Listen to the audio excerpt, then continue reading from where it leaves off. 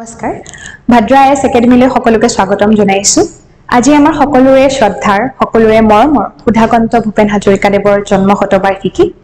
যদিও আমাৰ সংস্কৃতিলৈ তেওঁৰ অৱদানৰ বিষয়ে আমি কৈ শেষ কৰিব নোৱাৰো তথাপিও তেওঁৰ জীৱনৰ বিষয়ে কেইটামান কথা আমি জানোচোন আহক এইগৰাকী মহান মনীষীৰ জন্ম হৈছিল 1926 চনৰ 8 ছেপ্টেম্বৰ তাৰিখে আৰু তেওঁ গুৱাহাটী তেজপুৰ তথা বেনাৰসত নিজৰ শিক্ষা গ্ৰহণ কৰিছিল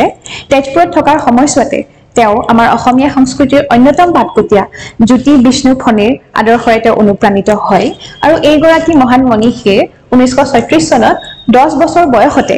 শোণিতপুৰী জয়মতী আদিৰ দৰে বিভিন্ন নাটকত নিজৰ গীত বাণীবদ্ধ কৰে role of mass communication in India's